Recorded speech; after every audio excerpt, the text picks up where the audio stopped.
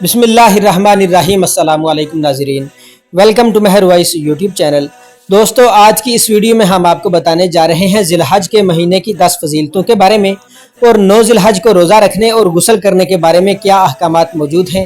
یہ سب جاننے کے لیے اس ویڈیو کو اینڈ تک لازمی دیکھیے گا، اور اگر ابھی تک اس چینل کو سبسکرائب نہیں کیا تو برائے مہربانی پہلے اسے سبسکرائب بھی لازمی کر لیں تاکہ اس طرح کی ہر آنے والی نئی ویڈیو آپ تک بر وقت پہنچ سکے۔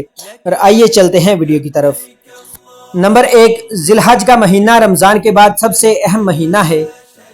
نمبر 2، یہ مہینہ حرمت والے مہینوں میں سے ہے۔ نمبر 3، اس مہینے میں بہت بڑا فریضہ یعنی حج ادا کیا جاتا ہے۔ نمبر 4، اس مہینے میں عید الاضحیٰ بھی آتی ہے۔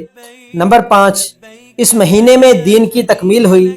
نمبر 6، اس مہینے میں یوم عرفہ ہے، یعنی جس دن سب سے زیادہ گردنوں کو اللہ تعالیٰ آگ سے آزاد کرتے ہیں۔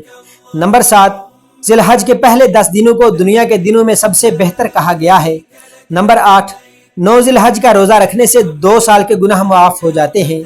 نمبر 9، رمضان کی آخری 10 راتیں سب راتوں سے افضل ہیں اور ذی الحج کے پہلے 10 دن سب دنوں سے افضل ہیں۔ نمبر 10، سب سے زیادہ افضل وہ عمل ہے جو ان 10 دنوں میں کیا جاتا ہے۔ رسول اللہ صلی اللہ علیہ وآلہ وسلم نے فرمایا، دنیا کے دنوں میں سب سے افضل دن ذی الحج کے 10 دن ہیں۔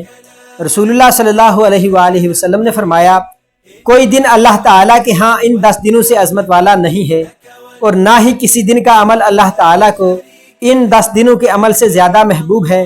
پس تم ان 10 دنوں میں کثرت سے تحلیل یعنی لا الہ الا اللہ، تکبیر یعنی اللہ اکبر، اور تحمید یعنی الحمدللہ پڑھو۔ عرفہ کا دن بڑا ہی بابرکت اور فضیلت والا دن ہے۔ اس دن تمام حاجی میدان عرفات میں جمع ہوتے ہیں۔ اس دن غیر حاجیوں کے لیے روزہ رکھنا سنت ہے۔ رسول اللہ صلی اللہ علیہ وآلہ وسلم نے فرمایا، یوم عرفہ کے روزہ کے متعلق مجھے اللہ سے امید ہے کہ وہ پچھلے 1 سال اور آنے والے 1 سال کے گناہوں کے لیے کفارہ بن جائے گا۔ یوم عرفہ یعنی 9 ذی الحج کی فضیلت۔ رسول اللہ صلی اللہ علیہ وآلہ وسلم نے فرمایا، جو شخص اس یعنی عرفہ کے دن اپنے کانوں، آنکھوں اور زبان کو گناہوں سے قابو میں رکھتا ہے، اسے بخش دیا جاتا ہے۔ ام المؤمنین سیدہ عائشہ رضی اللہ تعالی عنہا فرماتی ہیں، مجھے پورے سال کے دنوں میں سے عرفہ کے دن روزہ رکھنا سب سے زیادہ پسند ہے۔ سیدہ عائشہ صدیقہ رضی اللہ تعالی عنہا بیان کرتی ہیں، رسول اللہ صلی اللہ علیہ وآلہ وسلم نے فرمایا، کوئی دن نہیں جس میں اللہ تعالیٰ عرفہ کے دن سے بڑھ کر بندوں کو آگ سے آزاد فرماتا ہو۔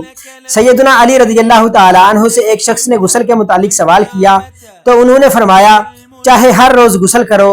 سائل نے پوچھا، نہیں، کون سا غسل مستحب ہے؟ فرمایا، ہر جمعہ، عید الفطر، عید الاضحیٰ اور عرفہ کے دن غسل کرو۔